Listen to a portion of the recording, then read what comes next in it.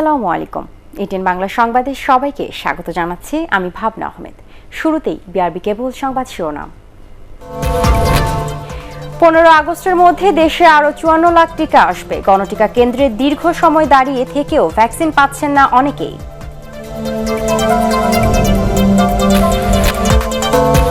করোনায় দেশে আরো 245 জনের মৃত্যু। লকডাউন উপেক্ষা করে রাজপথে যানবাহন ও মানুষের ঢল।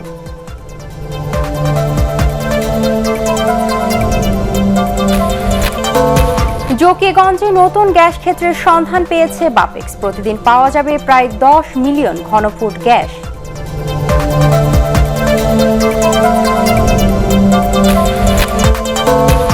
এবং মিরপুরে সিরিজের শেষ টি-20তে অস্ট্রেলিয়ার বিপক্ষে টস জিতে ব্যাট করছে বাংলাদেশ।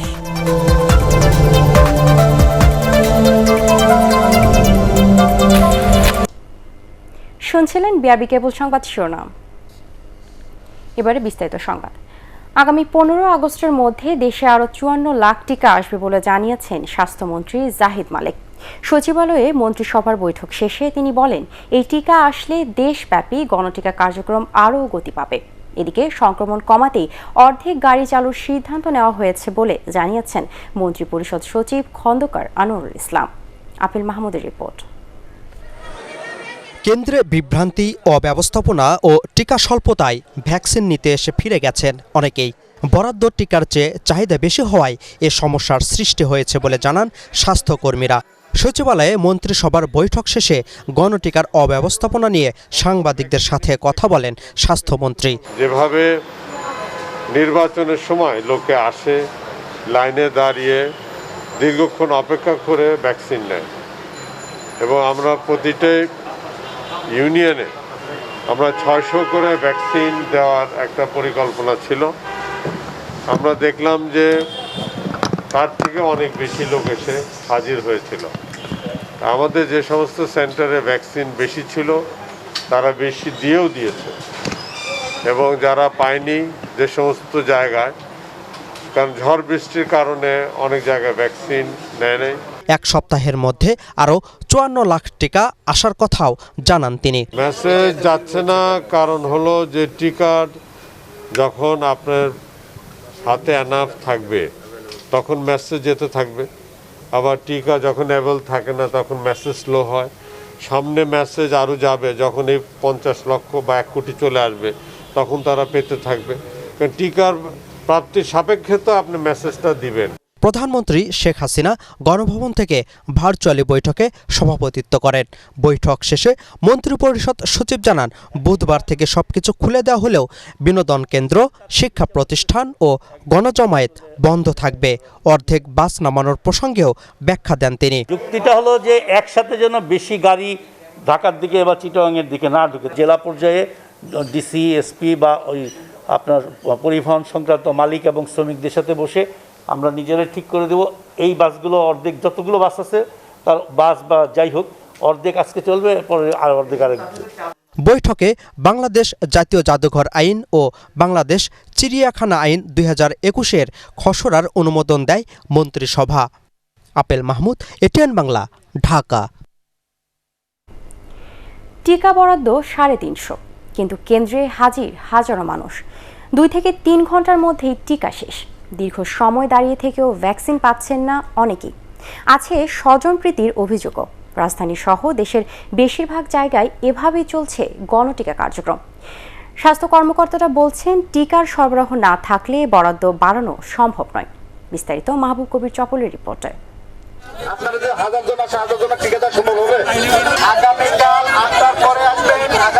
সকাল 9টায় টিকা দেওয়া শুরুর 2 ঘন্টা পরে শেষ। বাকিদের বলা হয় ফেরত যেতে। ভোর থেকে লাইনে দাঁড়িয়েও ভ্যাকসিন না পেয়ে ক্ষোভ জানান টিকা প্রত্যাশীরা।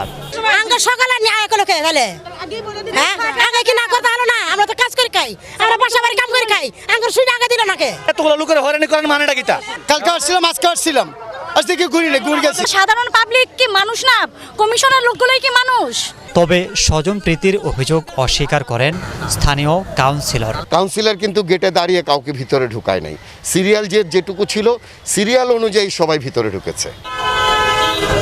রাজধানীর সব কেন্দ্রে ছিল টিকা প্রত্যাশীদের ভিড়। যারা কেন্দ্রে ঢুকতে পেরেছেন তারা এনআইডি কার্ড দেখিয়ে খুব সহজেই টিকা নিতে পেরেছেন। একটি ঘরে বসিয়ে একের পর এক টিকা দেন স্বাস্থ্যকর্মীরা। এরপর তাদের দেয়া হয় টিকা কার্ড। খুবই সুন্দর, খুবই ভালোভাবে আমরা টিকা দিলাম। আইডি কার্ড দিয়ে আমরা টিকা নিতে পারছি, তো আমরা আল্লাহর রহমতে ভালো। আগের সাইড থেকে এখন অনেক সহজ হয়েছে আর কি, টিকাটা দেওয়াতে ভালো হইলো। ঢাকার 2 সিটি কর্পোরেশনের 129টি ওয়ার্ডের প্রতিটিতে একটি করে টিকা কেন্দ্র করা হয়েছে। দৈনিক টিকা বরাদ্দ 350, যা অপর্যাপ্ত বলছেন স্থানীয় জনপ্রতিনিধিরা। আমাদের যে বরাদ্দ এটা সাফিসিয়েন্ট না, বরাদ্দটা যদি কিছু বাড়িয়ে দেওয়া হয় তাইলে এই ভিড়টা কমে যাবে। যাদের আইডি কার্ড নাই এটা খুব দ্রুত ব্যবস্থা করতে হবে। তবে টিকার সরবরাহ না বাড়লে বরাদ্দ বাড়ানো সম্ভব নয় বলে জানান টিকা বাস্তবায়ন কমিটির সদস্য সচিব ডাক্তার শামসুল হক। একটা ক্যাম্পেইনে একটা কেন্দ্র কিন্তু দেবে, আমাদের হিসাব ছিল 200 দেওয়া যাবে। সিটি কর্পোরেশনের চাহিদা অনুযায়ী 350 করে বরাদ্দ দিয়ে দেওয়া, এবং এরপরে চাহিদা থাকলেও আমার তার ভ্যাকসিন নাই। এদিকে সারা দেশে গণটিকা কার্যক্রমে অনিয়ম ও সংকটের তথ্য পাওয়া গেছে। অনেক জেলায় 2 দিনেই শেষ হয়েছে টিকা। নারায়ণগঞ্জ সহ কোথাও কোথাও টিকা না পেয়ে হামলার ঘটনাও ঘটেছে। মাহবুব কবির চপল, এটিএন বাংলা, ঢাকা। সরকারের এসেনশিয়াল ড্রাগসের গোপালগঞ্জ প্ল্যান্টে উৎপাদন করা হবে করোনা টিকা। এরই মধ্যে শেষ হয়েছে প্রাথমিক সম্ভাব্যতা যাচাইয়ের কাজ। বিদেশ থেকে আপাতত উপকরণ এনে বাংলাদেশে বোতলজাত করা হবে টিকা। দেশে ভ্যাকসিন উৎপাদন শুরু হলে এ বছরই সবাইকে টিকার আওতায় আনা সম্ভব হবে বলে মনে করছেন স্বাস্থ্য অধিদপ্তর। আরও জানাচ্ছেন ইমদাদুল্লাহ বাবু। দেশের 80% অর্থাৎ প্রায় 13 কোটি মানুষকে করোনার টিকা দেওয়ার লক্ষ্যমাত্রা নিয়ে কাজ করছে সরকার। এজন্য বিভিন্ন উৎস থেকে ভ্যাকসিন সংগ্রহের পাশাপাশি দেশেই নিজস্ব উদ্যোগে করোনার টিকা উৎপাদনের চেষ্টা করা হচ্ছে। এই চেষ্টার অংশ হিসেবে চীন, রাশিয়া ও আমেরিকার সাথে যৌথভাবে টিকা উৎপাদনের আলোচনা চলছে বাংলাদেশের। এরই মধ্যে রাষ্ট্রীয় ঔষধ উৎপাদনকারী প্রতিষ্ঠান এসেনশিয়াল ড্রাগস কোম্পানি লিমিটেডের গোপালগঞ্জ প্ল্যান্টে টিকা তৈরির প্রাথমিক সম্ভাব্যতা যাচাই শেষ হয়েছে। চুক্তি হলে আপাতত টিকার উপকরণ এনে ভ্যাকসিন উৎপাদন করা হবে বলে জানিয়েছেন স্বাস্থ্য অধিদপ্তরের মুখপাত্র। গোপালগঞ্জে আপনারা জানেন যে ইডিসিএল একটা ভালো বিশাল ল্যাবরেটরি আছে, ওইখানে হয়তো নতুন প্রজেক্ট করে নিয়ে গিয়ে সেটা শুরু করা যাবে। শুধু চীন আর রাশিয়ার কথা আমি বলবো না, সব দিকেই সমস্ত জায়গাগুলোতেই আসলে ওপেন আপ আছে, এবং হয়তো এমনও হতে পারে আমাদের বাংলাদেশের জন্য প্রোটিন ভ্যাকসিন অথবা ইনঅ্যাক্টিভেটেড ভ্যাকসিন প্রেফারেবলি সুইটেবল হবে রাদার দেন ডিএনএ ভ্যাকসিন অথবা এমআরএনএ ভ্যাকসিন। করোনা ছাড়াও অন্যান্য প্রয়োজনীয় টিকা উৎপাদনে আমেরিকা ও যুক্তরাজ্যের সাথে প্রাথমিক আলোচনা হয়েছে বলেও জানান এই কর্মকর্তা। ডিসিএল কে ব্যবহার করে আমরা মার্কিন যুক্তরাষ্ট্রের সঙ্গে আমাদের আলোচনা হয়েছে, ব্যাপারদের বেশ কয়েকজন বৈজ্ঞানিক এবং এই প্রোটিন প্রোডাক্টের কিছু ইয়ার সঙ্গে যারা কাজ করেন। ইংল্যান্ডের একটা গ্রুপ আছেন যারা বিশেষ করে সারা গিলবার্টদের একটা যে গ্রুপ যারা আসলে অক্সফোর্ড অ্যাস্ট্রাজেনেকা, তাদের একজন আছেন প্রফেসর এলান টাউনশেড এবং আরএস। প্রাথমিক আলোচনা এগুলো ওনাদের কাছ থেকে আমরা আইডিয়া নেওয়া এবং ওনাদের প্রোডাক্টগুলো আমাদের জন্য কোনটা ফিজিবিলিটি হবে আলোচনা করা। এই 2-3টা মিটিং আমরা ওনাদের সঙ্গে সম্পন্ন করেছি। বর্তমানে আইভি ফ্লুইড ও পেনিসিলিন সহ আরও গুরুত্বপূর্ণ কয়েকটি ইনজেকশন তৈরি হচ্ছে এসেনশিয়াল ড্রাগসের গোপালগঞ্জ প্ল্যান্টে। এছাড়াও সরকারি হাসপাতালগুলোতে বিনামূল্যে দেওয়ার জন্য প্রয়োজনীয় ওষুধের প্রায় 90% উৎপাদন করছে রাষ্ট্রীয় এই প্রতিষ্ঠান। ইমদাদুল্লাহ বাবু, এটিএন বাংলা, ঢাকা। করোনাভাইরাসে দেশে আরও 245 জনের মৃত্যু হয়েছে। ঢাকা বিভাগে সর্বোচ্চ 83 জন মারা গেছেন। ভয়াবহতা বাড়ছে চট্টগ্রাম বিভাগে। এই বিভাগে মৃত্যু হয়েছে 71 জনের। তবে সবশেষ 24 ঘন্টায় শনাক্তের হার নেমে এসেছে 24%, যা গত 2 মাসের মধ্যে সর্বনিম্ন। কামরুজ্জামান রাজীবের রিপোর্ট। স্বাস্থ্য অধিদপ্তরের হিসেবে দেশে করোনা সংক্রমণ কিছুটা কমলেও মৃত্যুর মিছিল থামছে না। সবশেষ এই ভাইরাস আরও 245 জনের প্রাণ কেড়ে নিয়েছে। এ নিয়ে মৃতের সংখ্যা দাঁড়ালো 22,897 জনে। জুলাই মাসে দৈনিক গড় মৃত্যু যেখানে 199 জন ছিল, তা গত 7 দিনে বেড়ে দাঁড়িয়েছে 248 জনে। মৃতদের মধ্যে 128 জন পুরুষ, নারী 117 জন। বয়সভিত্তিক বিশ্লেষণে দেখা যায় 21 থেকে 50 বছরের মধ্যে মারা গেছেন 49 জন, আর 51 থেকে 80 বছরের মধ্যে 194 জন। 11 থেকে 20 বছর বয়সীদের মধ্যে মৃত্যু হয় 2 জনের। এদিকে গত এক সপ্তাহে উল্লেখযোগ্য হারে কমেছে সংক্রমণের হার। শেষ 24 ঘন্টায় 47,207 জনের নমুনা পরীক্ষায় 11,463 জনের করোনা শনাক্ত হয়েছে। শনাক্তের হার 24.28%, যা গত 30 জুনের পর সর্বনিম্ন। ঢাকা বিভাগে শনাক্ত 6,000-এর বেশি, আর চট্টগ্রাম বিভাগে 2,104 জন। বাড়ছে সুস্থতার হারও। সবশেষ 24 ঘন্টায় সুস্থ হয়েছেন 14,412 জন। কামরুজ্জামান রাজীব, এটিএন বাংলা, ঢাকা। সরকারি বিধিনিষেধ উপেক্ষা করে রাজপথে নেমেছে যানবাহন ও মানুষের ঢল। রাজধানী ফিরেছে তার চিরচেনা স্বাভাবিক রূপে। নগর জুড়ে ছিল তীব্র যানজট। কোনো কোনো সড়কে যানজটের কারণে অপেক্ষা করতে হয়েছে ঘন্টার পর ঘন্টা, অথচ দেশ জুড়ে চলছে সর্বাত্মক কঠোর লকডাউন। সড়কে নেই আইন শৃঙ্খলা বাহিনীর তৎপরতা। শরফুল আলমের রিপোর্ট। স্বাস্থ্যবিধি মেনে বুধবার থেকে চালু হচ্ছে সরকারি বেসরকারি সব অফিস। এই কারণে রাজধানীতে আসা মানুষের চাপ বাড়ছে। ঈদ ও লকডাউনে দীর্ঘ ছুটি কাটিয়ে সীমাহীন দুর্ভোগ ও স্বাস্থ্য ঝুঁকি নিয়ে কর্মস্থলে আসছেন তারা। তবে সরকারি বিধিনিষেধের মধ্যে যানবাহন ও মানুষের এই ঢল করোনা ভাইরাসের সংক্রমণ আরও বেড়ে যাওয়ার আশঙ্কা করছেন বিশেষজ্ঞরা। লকডাউন তুলে দেওয়ার পর এই স্বাস্থ্যবিধি না মানলে পরিস্থিতি ভয়াবহ হওয়ার আশঙ্কা তাদের। মাদারপুর থেকে আসছি।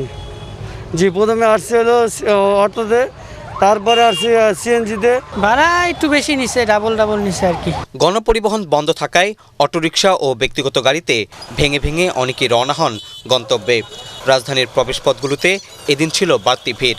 অতিরিক্ত পরিবহনের চাপ সামাল দিতে পুলিশকে হিমশিম খেতে হয়। হেঁটে চলা এবং গাড়িতে আসার লোকজনের চাপ অনেকটাই বেশি, বিশেষ করে পার্সোনাল গাড়িগুলোর চাপ সবচেয়ে বেশি। আইন অমান্য করে যাত্রী পরিবহন করায় জরিমানাও গুনতে হয় অনেককেই। 4 জন আনলে 1600 টাকা আনছে, হয়তো মালিকের এটা তো স্যার যেভাবে এরা চেষ্টা করলো, এটা তো স্যার সম্পূর্ণ বেআইনি করলো। হুন্ডার বিরুদ্ধে জরিমানা করেছি। হেলমেট ছিল না, 3 জন নিয়ে আসছে। টানা 3 দিন বন্ধ থাকার পর ব্যাংক, বিমা ও পুঁজিবাজার চালু হয় রাজধানী জুড়ে ছিল তীব্র যানজট। এই জন্য স্বাভাবিক সময়ের চেয়ে বাড়তি ভোগান্তি ঢাকাবাসীর। এই কারণে নির্দিষ্ট গন্তব্য পথে যেতে হয়রানিতে পড়েন কেউ। ঘন্টার পর ঘন্টা জ্যামে আটকে থাকতে হয় অনেককেই। এদিকে ঘোষণা অনুযায়ী 11 আগস্ট থেকে চলবে ট্রেন। আজ থেকে কমলাপুর স্টেশনে শুরু হয়েছে ট্রেনের অগ্রিম টিকিট বিক্রি। লকডাউন খুলে দিছে, এই জন্য বাড়িতে যেতে চাচ্ছি, এই জন্যই আসলে আসা। লালমনিরহাটে টিকিট নিয়েছি এবং আজকে টিকিট পেতে কোনো সমস্যা হয় নাই।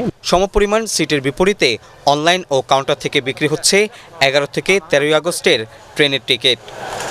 শরফুল আলম, এটিএন বাংলা, ঢাকা। মানুষের জীবন ও জীবিকার স্বার্থে বুধবার থেকে সরকার লকডাউন শিথিল করছে। তবে করোনা সংক্রমণ পরিস্থিতি বিবেচনায় আবারও কঠোর লকডাউন দেওয়া হতে পারে বলে জানিয়েছেন আওয়ামী লীগ সাধারণ সম্পাদক ওবায়দুল কাদের। রাজধানীতে সড়ক ও জনপথ অধিদপ্তরে এক চুক্তি স্বাক্ষর অনুষ্ঠান শেষে তিনি এসব কথা বলেন। যে কোনো মূল্যে সড়ক ও মহাসড়কে শৃঙ্খলা ফিরিয়ে আনা হবে মন্তব্য করে তিনি বলেন, বর্ধিত ভাড়া নয়, এবার করোনা পূর্ববর্তী সময়ের ভাড়ায় চলবে গণপরিবহন। চলাচলের আগে পরিবহনকে জীবাণুমুক্ত করে নেওয়ার পাশাপাশি যাত্রী ও পরিবহন সংশ্লিষ্টদের মাস্ক পরা সহ শতভাগ স্বাস্থ্যবিধি মেনে চলার আহ্বান জানান সড়ক পরিবহন ও সেতুমন্ত্রী। লকডাউনের ফলে সবকিছু স্তব্ধ হয়ে গেলে কিছু মানুষ তো রাস্তায় পড়ে যাবে এবং জীবনে বেঁচে থাকার সংকটই তাদের জন্য বড় হয়ে দেখা দিবে।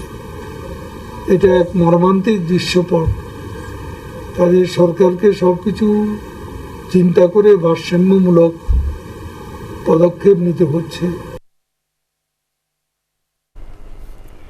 সরকার নির্দেশনা অনুযায়ী গাড়ির আসন সংখ্যার সমান সংখ্যক যাত্রী নিয়ে গণপরিবহন চালানোর সিদ্ধান্ত বাতিলের দাবি জানিয়েছে বাংলাদেশ সড়ক পরিবহন মালিক সমিতি। সমিতির মহাসচিব খন্দকার এনায়েত উল্লাহ স্বাক্ষরিত সংবাদ বিজ্ঞপ্তিতে উল্লেখ করা হয়েছে, এ অবস্থায় গণপরিবহন পরিচালনা করা হলে মালিক শ্রমিক উভয়ই আর্থিকভাবে ক্ষতিগ্রস্ত হবেন। তাদের মতে সব অফিস ও ব্যবসা প্রতিষ্ঠান খুলে যাওয়ায় পরিবহন সংকটে পড়বেন যাত্রীরা। পাশাপাশি করোনা সংক্রমণ বেড়ে যাওয়ার আশঙ্কা করছেন তারা। তাই এই নির্দেশনা পরিবর্তন করে সব গাড়ি পরিচালনার সিদ্ধান্ত নিতে সরকারের প্রতি অনুরোধ জানিয়েছে সড়ক পরিবহন মালিক সমিতি। সংবাদ বিজ্ঞপ্তিতে এও জানানো হয়েছে, বাড়তি ভাড়া না নিয়ে আগের ভাড়াতেই চলবে গণপরিবহন। এ বিষয়ে প্রয়োজনীয় ব্যবস্থা নিতে ঢাকা সহ দেশের সব পরিবহন মালিকদের নির্দেশনা দেওয়া হয়েছে। স্বাস্থ্যবিধি মেনে আগামী বুধবার থেকে স্বাভাবিক নিয়মে ব্যাংকিং লেনদেন হবে। আগের মতোই লেনদেন চলবে সকাল 10টা থেকে বিকেল 4টা পর্যন্ত। ব্যাংকিং কার্যক্রমের সময়সূচি প্রকাশ করে প্রজ্ঞাপন জারি করেছে বাংলাদেশ ব্যাংক। করোনা রোধে সামাজিক দূরত্ব মেনে চলতে ব্যাংকগুলোকে প্রয়োজনীয় নির্দেশনা দেওয়া হয়েছে। সর্বাত্মক কঠোর লকডাউনে সাপ্তাহিক ছুটির সাথে রোববারের অতিরিক্ত ছুটিও বাতিল করা হয়েছে। সিলেটের জকিগঞ্জে নতুন একটি গ্যাস ক্ষেত্রের সন্ধান পেয়েছে বাপেক্স। সেখান থেকে 12 ও 13 বছর ধরে প্রতিদিনই প্রায় 10 মিলিয়ন ঘনফুট গ্যাস পাওয়া যাবে। জাতীয় জ্বালানি নিরাপত্তা দিবসের সেমিনারে বিদ্যুৎ প্রতিমন্ত্রী নসরুল হামিদ বিপু এ তথ্য জানান। শফিকুল ইসলাম শামীমের রিপোর্ট। সিলেটের জকিগঞ্জে দেশের 28তম গ্যাস ক্ষেত্রে উত্তোলনযোগ্য গ্যাস মজুদ আছে 50 বিলিয়ন ঘনফুট, যেখান থেকে প্রায় 12 থেকে 13 বছর গ্যাস পাওয়া যাবে, যার মূল্য প্রায় 1276 কোটি টাকা। বিদ্যুৎ জ্বালানি ও খনিজ সম্পদ প্রতিমন্ত্রী নসরুল হামিদ জানান, 1.5 থেকে 2 বছরের মধ্যে নতুন গ্যাস ক্ষেত্রে পাইপলাইন নির্মাণ করা হবে। এই গ্যাস ফিল্ড থেকে প্রতিদিন আমরা প্রায় 10 MMCF এর মতো গ্যাস পাবো, এবং এটার যে মজুদ আমরা এই পর্যন্ত যা পেয়েছি প্রায় 68 BCF গ্যাস এখানে মজুদ আছে। প্রায় 12 থেকে 13 বছর পর্যন্ত আমরা গ্যাস উত্তোলন করতে পারবো। প্রতিমন্ত্রী আরও জানান, সিলেট গ্যাস ফিল্ডে আরও 10টি ড্রিলিংয়ের প্রস্তুতি নেওয়া হয়েছে। পার্বত্য চট্টগ্রামে সার্ভে ও নতুন করে ড্রিলিংয়ের জন্য কাজ শুরু হয়েছে। এছাড়া জকিগঞ্জে আরও 3টি স্থানে কাজ চলছে বলেও জানান তিনি। বাপেক্স এখন আগের থেকে বলতে পারি যে যথেষ্ট সম্ভাবনার জায়গা তৈরি হয়েছে। নতুনভাবে তারা অর্গানাইজ তৈরি করছে, ম্যানেজমেন্ট সিস্টেম তারা তৈরি করছে, আধুনিকভাবে কিভাবে আরো উত্তোলনের কাজে যাওয়া যায়। এবং সিলেট গ্যাস ফিল্ড ইতিমধ্যে আরো 10টি ড্রিলিং এর জন্য তারা প্রস্তুতি নিয়েছে। নতুন এই গ্যাস ক্ষেত্রে মোট 4টি স্তরে গ্যাস পাওয়ার সম্ভাবনা দেখছে বাপেক্স। শফিকুল ইসলাম শামীম, এটিএন বাংলা, ঢাকা। দেশব্যাপী করোনার গণটিকা কার্যক্রম নিয়ে জনস্বার্থ বিরোধী বক্তব্য দিয়ে বিএনপি মহাসচিব মির্জা ফখরুল ইসলাম আলমগীর শাস্তিযোগ্য অপরাধ করেছেন বলে মন্তব্য করেছেন তথ্য ও সম্প্রচার মন্ত্রী ডক্টর হাসান মাহমুদ। তিনি বলেন, জনস্বার্থ বিরোধী অপপ্রচার শাস্তিযোগ্য অপরাধ। সচিবালয়ে সমসাময়িক বিষয় নিয়ে সংবাদ সম্মেলনে এসব কথা বলেন তথ্যমন্ত্রী। এ সময় চিত্রনায়িকা পরিমণির অপকর্মের দায় সাংস্কৃতিক অঙ্গন নয়, শুধু তারই বলেও মন্তব্য করেন হাসান মাহমুদ। এই টিকার বিরুদ্ধে যখন অপপ্রচার হয়, সেই অপপ্রচারটা সরকারের বিরুদ্ধে নয়, সেই অপপ্রচারটা হয় জনস্বার্থ বিরোধী। এবং জনস্বার্থ বিরোধী যদি কেউ অপপ্রচার চালায়, সেটি বাংলাদেশের আইন অনুযায়ী শাস্তিযোগ্য অপরাধ। তো যারা এই কাজটি করছেন, মির্জা ফখরুল ইসলাম আলমগীর সাহেব সহ এই টিকার বিরুদ্ধে অপপ্রচার চালাচ্ছেন, তারা জনস্বার্থ বিরোধী কাজ করছেন এবং সেটি দেশের আইন অনুযায়ী শাস্তিযোগ্য অপরাধ। করোনা মোকাবেলায় লকডাউন নিয়ে সরকার দেশবাসীর সাথে তামাশা করছে বলে অভিযোগ করেছেন বিএনপি মহাসচিব মির্জা ফখরুল ইসলাম আলমগীর। সাবেক প্রতিমন্ত্রী ফজলুর রহমান পটলের মৃত্যুবার্ষিকী উপলক্ষে ভার্চুয়াল আলোচনা সভায় তিনি অভিযোগ করেন। তার ভাষায়, করোনায় মানুষের জীবন ও জীবিকা রক্ষায় সরকার সম্পূর্ণ ব্যর্থ হয়েছে। নিজেদের মধ্যে দলাদলি ও কন্দল বন্ধ করে দলকে শক্তিশালী করতে নেতাকর্মীদের নির্দেশ দেন মির্জা ফখরুল। আজকে সরকার একদিকে যেমন করোনা নিয়ন্ত্রণে ব্যর্থ হয়েছে, মানুষের যে স্বাস্থ্য ব্যবস্থা সেটাকে আপনার সুরক্ষা দিতে ব্যর্থ হয়েছে, অন্যদিকে দেশের অর্থনীতিকে সম্পূর্ণভাবে ধ্বংস করে দিয়েছে। এখন এটা দায়িত্ব হয়ে দাঁড়িয়েছে আমাদের যে বর্তমান আওয়ামী লীগ সরকারকে পরাজিত করতে হবে, মানুষকে বাঁচানোর জন্য, দেশকে বাঁচানোর জন্য। যে নিজেদের মধ্যে দলাদলিটাকে একেবারে বন্ধ করুন, নিজেদের মধ্যে কোন্দলকে বন্ধ করতে হবে, ঐক্য সৃষ্টি করতে হবে। ঐক্য ছাড়া কোনো উপায় নেই। ডেঙ্গু থেকে মুক্তি পেতে সচেতনতার পাশাপাশি নিজ এলাকা পরিচ্ছন্ন রাখতে নগরবাসীর প্রতি আহ্বান জানিয়েছেন ঢাকা উত্তর সিটি কর্পোরেশনের মেয়র আতিকুল ইসলাম। রাজধানীর গাবতলী বাস টার্মিনালে এডিস মশা, ডেঙ্গু এবং চিকনগুনিয়া প্রতিরোধের লক্ষ্যে মশক নিধন অভিযান ও জনসচেতনতা কার্যক্রমে তিনি আহ্বান জানান। নগরীর যেসব এলাকায় ডেঙ্গুর লার্ভা কম পাওয়া যাবে সেসব এলাকার জনপ্রতিনিধিদের পুরস্কার দেওয়া হবে বলেও জানান মেয়র। উদাত্ত আহ্বান জানাবো কাউন্সিলরদেরকে, যাদের কাছে জমা দিবে এই টায়ার, এই কমোড, আমরা সিটি কর্পোরেশন থেকে ইনস্ট্রাকশন দিয়েছি, আপনারা পথ শিশু বা টোকাই যারা আছে বা যে কেউ যদি নিয়ে আসে তাকে আমরা তাদেরকে পুরস্কৃত করতে চাই। এলাকাবাসীকে বলবো, আসুন শনিবার 10টায় 10 মিনিট প্রতি শনিবার নিজের আঙ্গিনা আমরা করব পরিষ্কার। এবারে থাকছে বাংলাদেশ অস্ট্রেলিয়া সিরিজের খবর।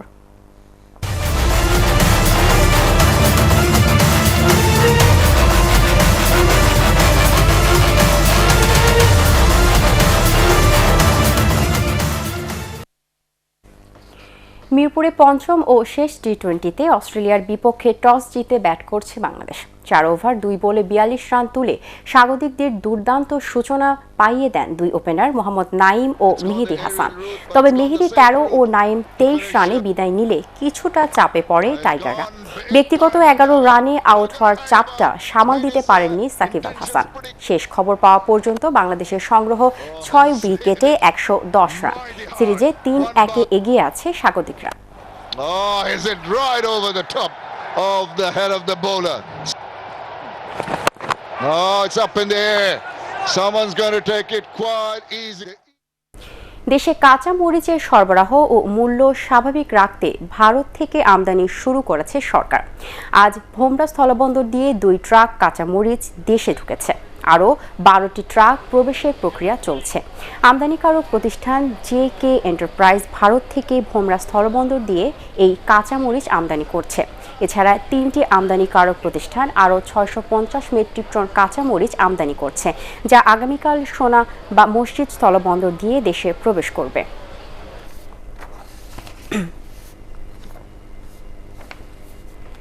চট্টগ্রামে নিয়ম ভেঙে বাসায় বসে করোনার ভ্যাকসিন নেওয়ার ঘটনায় 2 জনকে গ্রেপ্তার করেছে পুলিশ।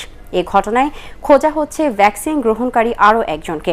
সেই সাথে অবৈধভাবে ভ্যাকসিন কারা সরবরাহ করেছেন তাদের বিষয়েও তদন্ত চলছে। পুলিশ জানায়, রোববার MD হাসান নামে এক ব্যক্তি তার ফেসবুকে বাসায় বসে টিকা গ্রহণের ছবি পোস্ট করেন। এ সময় তিনি তার বন্ধু মোবারক আলীকে এ ব্যাপারে সহায়তার জন্য ধন্যবাদ জানান। বিষয়টি পুলিশের নজরে আসলে হাসানকে আটক করে জিজ্ঞাসাবাদ করা হলে তিনি জানান, স্ট্যান্ডার্ড চার্টার্ড ব্যাংকের কর্মকর্তা মোবারকের বাসায় টিকা নেন তিনি। পরে তার স্বীকারোক্তি অনুযায়ী দুপুরে মোবারককে আটক করা হয়। এই ঘটনায় স্বাস্থ্য বিভাগের কেউ জড়িত কিনা তা খতিয়ে দেখা হচ্ছে বলে জানিয়েছেন জেলা সিভিল সার্জন। নারায়ণগঞ্জে শ্মশানের পোড়া মাটি কবরস্থানে ফেলে ভাষা সৈনিক ও মুক্তিযোদ্ধা সহ অর্ধ শতাধিক কবর ভরাট করার অভিযোগ উঠেছে সিটি কর্পোরেশনের ঠিকাদার সহ সংশ্লিষ্টদের বিরুদ্ধে। ভরাটকৃত কবরগুলোর মধ্যে সংসদ সদস্য শামীম ওসমানের বাবা মা সহ পূর্বপুরুষদের কবরও রয়েছে। এ ঘটনায় ক্ষোভ প্রকাশ করে শ্মশানের মাটি দিয়ে ভরাট করা সব কবর পূর্বের অবস্থায় ফিরিয়ে আনার নির্দেশ দিয়েছেন শামীম ওসমান। নগরীর মাজদাইর এলাকায় কেন্দ্রীয় সিটি কবরস্থান পরিদর্শন শেষে এই বিষয়ে ক্ষোভ প্রকাশ করেন তিনি। এই বিষয়টিকে কোনোভাবেই মেনে নিতে পারছেন না নারায়ণগঞ্জের আলেম সমাজ। আমার বাবা মার মৃত্যুর পর, ভাইয়ের মৃত্যুর পর আমি যতটুকু কষ্ট পাই নাই, আজকে আমার তার চেয়ে কোনো অংশে কম কষ্ট হচ্ছে না। এখানে আমার পূর্বপুরুষের কবর, আমরা সংস্কার করি, আমরা ঠিক করি, সবাই যার যার বাপ মারটা ভাইয়েরটা করে যারা চলে গেছে। আজকে কেন এই মাটিটাকে 3 ফিট 4 ফিট উঁচু করে দেওয়া হলো? ওখানে সিঁড়ি ছিল, সিঁড়ি নাই করে দেওয়া হলো। গ্রামীণ জনগোষ্ঠীকে দ্রুত টিকার আওতায় না আনা গেলে করোনার মৃত্যু কমানো সম্ভব নয় বলে মনে করেন বিশেষজ্ঞরা। এ বিষয়ে সরকারকে বিশ্বের বিভিন্ন দেশ থেকে টিকা সংগ্রহের পাশাপাশি নিজস্বভাবে উৎপাদনে যাওয়ার পরামর্শ দিয়েছেন তারা। এটিএন বাংলার মুক্তমত অনুষ্ঠানে এসব কথা বলেন এ সময় গণটিকাদান কর্মসূচি ফলপ্রসূ করতে প্রতিদিন সকাল থেকে বিকাল পর্যন্ত ভ্যাকসিন প্রদান কার্যক্রম চালু রাখার আহ্বান জানান ডিবেট ফর ডেমোক্রেসির চেয়ারম্যান হাসান আহমেদ চৌধুরী কিরণ। আরও জানাচ্ছেন শফিল আলম সুজন। দেশ জুড়ে চলছে গণটিকা কার্যক্রম। বিশেষজ্ঞরা বলছেন, করোনা সংক্রমণ কমাতে দ্রুত সময়ের মধ্যে সবাইকে টিকার আওতায় আনার পাশাপাশি প্রয়োজন স্বাস্থ্য সচেতনতা। গণটিকা নিয়েতে গিয়ে আমি বিভিন্ন মিডিয়াতে দেখলাম গণভোগান্তিও হয়ে গেছে। করোনার ডেল্টা ভ্যারিয়েন্ট ও গণটিকা নিয়ে মুক্তমত অনুষ্ঠানে আলোচকরা বলেন, দ্রুত সময়ের মধ্যে জনগণকে টিকার আওতায় আনতে হবে। এক্ষেত্রে টিকার সরবরাহ নিশ্চিত করার পাশাপাশি দেশে ভ্যাকসিন তৈরিতে জোর দেওয়া প্রয়োজন বলে মনে করেন অণুজীব বিজ্ঞানী ডক্টর বিজন কুমার শীল। ভ্যাকসিনের ফিউচার প্রোডাকশনের একটা পরিকল্পনা থাকা উচিত, যাতে ইন ফিউচার নিজের দেশে ভ্যাকসিন দিয়ে একটা 20% মানুষ যদি কাভার করা যায়, তাহলে অনেকটা সুবিধা হবে। গ্রামের মানুষের ভ্যাকসিন দেওয়া দরকার, কিন্তু আমার যতদূর ধারণা, আমি গত 7 দিন যতটুকু বুঝতে পেরেছি, যে গ্রামের মানুষের কিন্তু ভ্যাকসিন নেওয়ার ব্যাপারে যে আগে যে একটা জড়তা ছিল, এটা নেই। এখন সবাই ভ্যাকসিন চায়। এ সময় ডিবেট ফর ডেমোক্রেসির চেয়ারম্যান হাসান আহমেদ চৌধুরী কিরণ বলেন, সবাইকে টিকার আওতায় আনার মাধ্যমে করোনা মহামারী মোকাবেলা সম্ভব। তাই টিকার পরিমাণ দ্রুত সময়ের মধ্যে বাড়াতে হবে। গণটিকা কর্মসূচিকে বাস্তবায়ন করতে হলে টিকার পরিমাণ বাড়াতে হবে। একই সাথে টিকা দেবার সময়সূচি সপ্তাহে 7 দিনই করতে হবে, অর্থাৎ প্রতিদিন করে সকাল থেকে বিকেল পর্যন্ত যদি টিকা দেওয়া হয় এবং টিকার পরিমাণ বাড়ানো হয়, তাহলে এই গণটিকা কর্মসূচিকে বাস্তবায়ন করা যাবে। টিকা যদি নির্দিষ্ট সময় না এসে যদি দেখা গেল যে এই বছরের শেষের দিকে টিকা আসে এবং আমরা সবাইকে টিকা দেবার কথা বলে থাকি, তাহলে কিন্তু কোনোভাবেই আমরা যে আমাদের যে ডেল্টা ভেরিয়েন্ট আসছে বা করোনার যে মহামারী আমরা রোধ করবার চেষ্টা করছি, সেটি কিন্তু আমরা রোধ করতে পারবো না। টিকার পাশাপাশি সবাই স্বাস্থ্যবিধি মেনে না চললে করোনা ভাইরাসের সংক্রমণ নিয়ন্ত্রণ করা যাবে না বলেও অভিমত আলোচকদের। শফিল আলম সুজন, এটিএন বাংলা, ঢাকা। গার্মেন্টস ব্যবসায়ী পরিচয়ে অভিনব কায়দায় প্রতারণা ও সংঘবদ্ধ গাড়ি প্রতারক চক্রের মূল হোতা ছোটন সহ 7 জনকে গ্রেপ্তার করেছে সিআইডি। অভিযানে 7টি গাড়ি উদ্ধার করা হয়েছে। 4 মাসে প্রায় 4 কোটি টাকা হাতিয়ে নিয়েছে এই চক্র। আর গাড়ি প্রতারণার ঘটনা ঘটেছে 35টি। ভুক্তভোগীরা জানান, এক একটি গাড়ি 25 থেকে 35 হাজার টাকায় ভাড়া নিতেন ছোটন। দিতেন ড্রাইভার নিয়োগ। বিশ্বাস অর্জনের জন্য তিনি নিয়ে যেতেন তার গার্মেন্টসে। সিআইডি বলছে, বিশ্বাস অর্জনের জন্য তিনি তার গার্মেন্টসকে চাকচিক্য করে সাজিয়েছিলেন। গার্মেন্টসের সব যন্ত্রাংশ এনেছিলেন ভাড়ায়। 210 জন শ্রমিকও নিয়োগ দিয়েছিলেন ছোটন। বঙ্গমাতা বেগম ফজিলাতুন্নেসা মুজিবের সহযোগিতার কারণে বঙ্গবন্ধুর সাহসী ও সংগ্রামী জীবনের বড় অর্জনগুলো সম্ভব হয়েছে বলে মন্তব্য করেছেন মহিলা ও শিশু বিষয়ক প্রতিমন্ত্রী ফজিলাতুন্নেসা ইন্দিরা। তিনি বলেন, মহান স্বাধীনতা যুদ্ধ সহ বঙ্গবন্ধুর সফল নেতৃত্বের নেপথ্যে ছিল বঙ্গমাতার ত্যাগ ও ধৈর্য। তার 91তম জন্মবার্ষিকী উপলক্ষে বঙ্গবন্ধু শেখ মুজিব মেডিকেল বিশ্ববিদ্যালয় আয়োজিত আলোচনা সভায় তিনি এসব কথা বলেন। বিশ্ববিদ্যালয়ের উপাচার্য অধ্যাপক শারফুদ্দিন আহমেদ এ সময় উপস্থিত ছিলেন। খুলনার রূপসাই হিন্দু সম্প্রদায়ের বাড়িঘর ও মন্দিরে হামলার ঘটনায় যুক্তরাষ্ট্রের নিউ ইয়র্কে বিক্ষোভ সমাবেশ করেছেন প্রবাসী হিন্দু ও বৌদ্ধ সম্প্রদায়ের মানুষ। জ্যাকসন হাইটসে হিন্দু কোয়ালিশন যুক্তরাষ্ট্রের ব্যানারে তারা এই কর্মসূচি পালন করেন। এ সময় বক্তারা অভিযোগ করেন, দেশের বিভিন্ন স্থানে প্রায়ই হিন্দু সম্প্রদায়ের ওপর হামলার ঘটনা ঘটে, কিন্তু বেশিরভাগ ক্ষেত্রে দোষীদের বিচার হয় না। এজন্য প্রধানমন্ত্রী শেখ হাসিনার হস্তক্ষেপ কামনা করেন তারা। মানবাধিকার কর্মী শীতাংশু গুহ, দীনেশ মজুমদার এ সময় অন্যান্যের মধ্যে বক্তব্য রাখেন। এবারে আল আরাফা ইসলামী ব্যাংক অর্থ সংবাদ।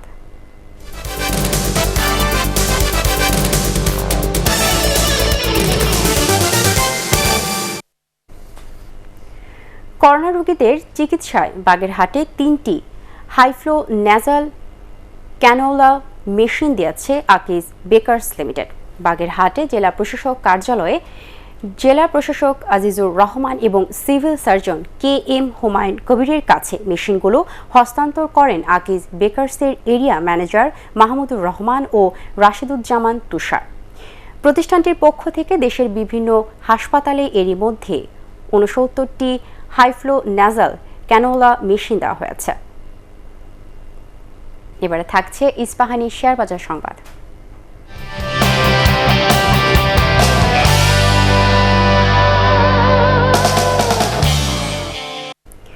আজ ঢাকা স্টক এক্সচেঞ্জে সূচক ও লেনদেন বেড়েছে। ডিএসসির প্রধান মূল্য সূচক 32 পয়েন্ট বেড়ে দাঁড়িয়েছে 6,628 পয়েন্টে। এছাড়া 30 সূচক 6 ও সরিয়া সূচক 12 পয়েন্ট বেড়েছে। দিন শেষে লেনদেন হয় 2,939 কোটি 45 লাখ টাকার শেয়ার ও মিউচুয়াল ফান্ডের ইউনিট। লেনদেন হওয়া 374টি কোম্পানির মধ্যে দাম বেড়েছে 181টি, কমেছে 173টি এবং অপরিবর্তিত রয়েছে 20টি কোম্পানির শেয়ারের দাম। এদিকে চট্টগ্রাম স্টক এক্সচেঞ্জে লেনদেন হয়েছে 128 কোটি 18 লাখ টাকার শেয়ার। এবারে পার্টেক্স খেলার খবর।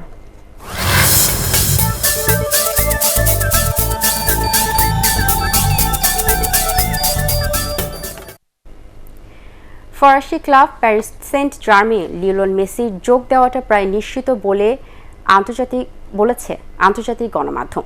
শীঘ্রই আর্জেন্টাইন মহাতারকার ফ্রান্সে যাওয়ার কথা রয়েছে বলেও জানিয়েছে তারা। এদিকে পিএসজির সমর্থকরা মেসিকে স্বাগত জানাতে এরই মধ্যে ক্লাবের বাইরে গিয়ে উৎসব করা শুরু করে দিয়েছেন। SM আশরাফের report.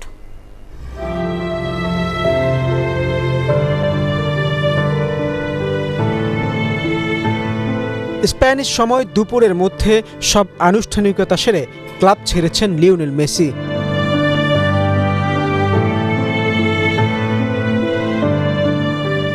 কিন্তু প্রিয় ফুটবলারের বিদায়টা তখনও মেনে নিতে পারেননি বার্সেলোনার বহু সমর্থক।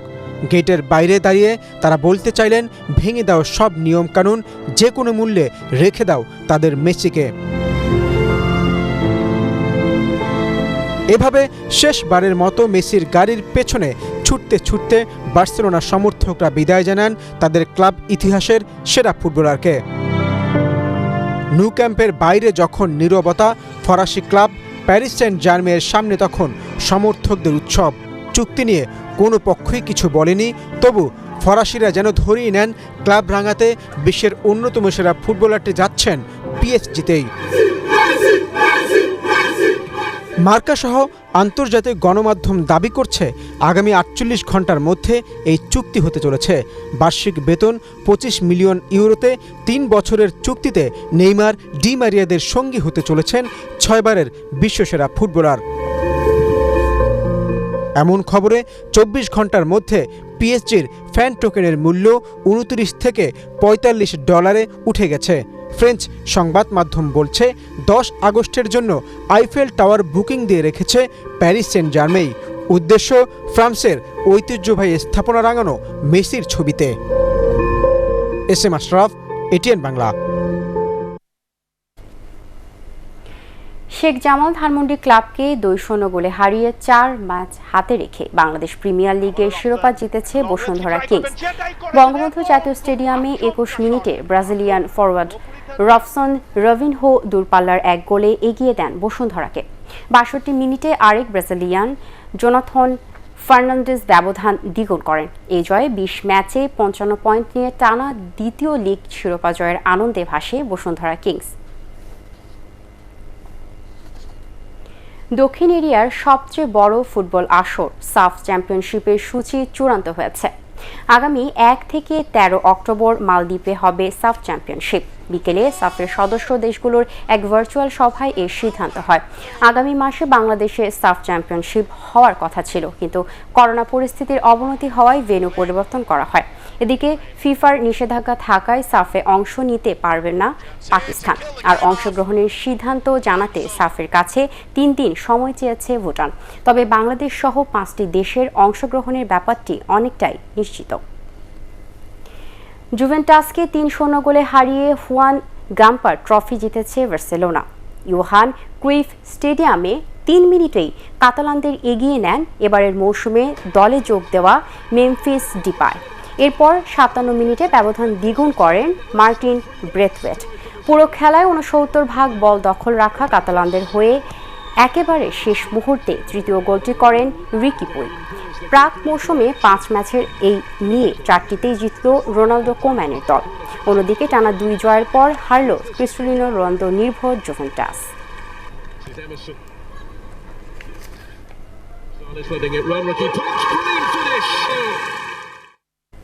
শেষ করার আগে বিআরবি কেবল সংবাদ শিরোনাম আরও একবার। 15 আগস্টের মধ্যে দেশে আরও 54 লাখ টিকা আসবে। গণটিকা কেন্দ্রে দীর্ঘ সময় দাঁড়িয়ে থেকেও ভ্যাকসিন পাচ্ছেন না অনেকেই। করোনায় দেশে আরও 245 জনের মৃত্যু। লকডাউন উপেক্ষা করে রাজপথে যানবাহন ও মানুষের ঢল।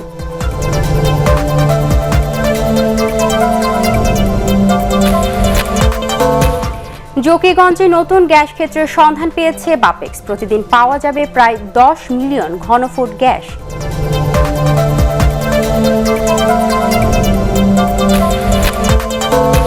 এবং মিরপুরে সিরিজের শেষ টি-20তে জয়ের জন্য অস্ট্রেলিয়াকে 123 রানের টার্গেট দিল বাংলাদেশ।